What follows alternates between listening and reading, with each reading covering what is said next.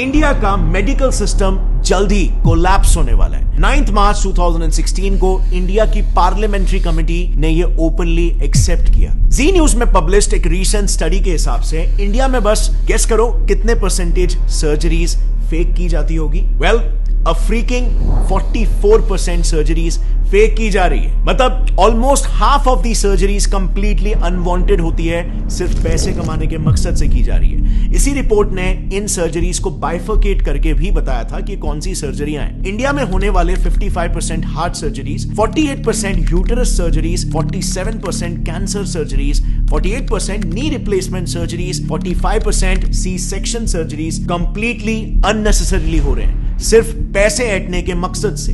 Reason सिर्फ और सिर्फ एक, कॉर्पोरेटाइजेशन ऑफ हॉस्पिटल्स, यानी कि हॉस्पिटल्स को भी कॉर्पोरेट कंपनीज की तरह टारगेट और प्रॉफिट सेंट्रिक बना देना। एक काफी इंटरेस्टिंग रिसर्च पेपर है जिसमें रिसर्चर्स ने महाराष्ट्र के टॉप हॉस्पिटल्स के 43 specialist doctors, senior government x officials और कॉर्पोरेट हॉस्पिटल्स के मैनेजर्स को तक इंटरव्यू किया, ताकि वो इन हॉस्पिटल्स में जो कंपनीज की तरह ही टारगेट बेस्ड स्ट्रक्चर चल रहा है उसे पब्लिकली एक्सपोज कर पाए। And the results were shocking. So सबसे पहले तो सैलरीज की बात करते हैं। सो रिसर्च में पार्टिसिपेट किए रिस्पोंडेंट्स का यह कहना था कि हॉस्पिटल्स में काम कर रहे डॉक्टर्स की सैलरीज में बहुत ह्यूज डिफरेंस होता है। इतना ज्यादा कि न्यूबी डॉक्टर्स को 1 लाख पर मंथ की सैलरी मिलती है, लेकिन सीनियर डॉक्टर्स को 1 करोड़ पर मंथ तक भी ये सैलरी पहुंच जाती है। अब सवाल यहां पर यह आता है कि इतना बड़ा डिफरेंस क्यों? क्योंकि डिफरेंस इनके टारगेट्स में भी होता है। एक सीनियर ऑप्थेल्मोलॉजिस्ट का यह कहना है कि उन्हें एवरी मंथ 1000 पेशेंट्स को कैसे भी करके हाई एंड ट्रीटमेंट्स में कन्वर्ट करना पड़ता है। इसी पर एक और गायनेक रिस्पोंडेंट का कहना यह था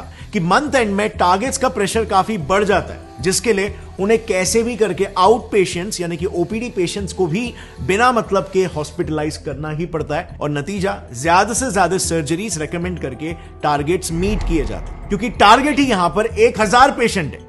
अब आप खुद ही सोचो, हर हॉस्पिटल में, हर डिपार्टमेंट, जैसे ऑप्थेल्मोलॉजी में ही ले लो, उसमें मिनिमम 5 से 6 डॉक्टर्स होते हैं और सबको सिमिलर टारगेट्स दिए जाते हैं। तो just imagine hospitals profit and our loss. And by the way, these targets are taken very seriously. उसी रिसर्च में कई सारे सीनियर डॉक्टर्स का यह कहना था कि अगर कोई डॉक्टर अपने टारगेट्स को लगातार 2 महीनों तक मिस करता है तो बिल्कुल कॉर्पोरेट्स जैसा ही उसको वर्बल वार्निंग मिल जाएगी या फिर एक मेमो दिया जाएगा, और उसके बाद भी अगर टारगेट्स मीट नहीं होते तो of course tata bye bye. So आप यहां पर देख सकते हो हॉस्पिटल इंडस्ट्री कैसे एक सर्विस इंडस्ट्री होनी चाहिए, जिसमें कस्टमर, पेशेंट टॉप प्रायोरिटी होना चाहिए, बट यहां पे प्रॉफिट टॉप प्रायोरिटी हो जा रहा है। और bye the way, in targets का ट्रैक भी हॉस्पिटल हायर्ड मैनेजमेंट प्रोफेशनल्स यानी कि एमबीएस, जो कि बड़े बड़े एमएनसीज में ऑपरेटिंग ऑफिसर्स, एग्जीक्यूटिव, सुपरवाइजर्स ऐसे काम करते हैं। ये लोग बकायदा डॉक्टर्स के इन टारगेट्स का ट्रैक रखते हैं। एंड ऑफ कोर्स यहां पर डॉक्टर्स भी उतने ही डेडिकेशन के साथ ये टारगेट्स को पूरा करते हैं, क्योंकि जैसे हमने देखा उनकी सैलरी बहुत ही हाई होती है, लेकिन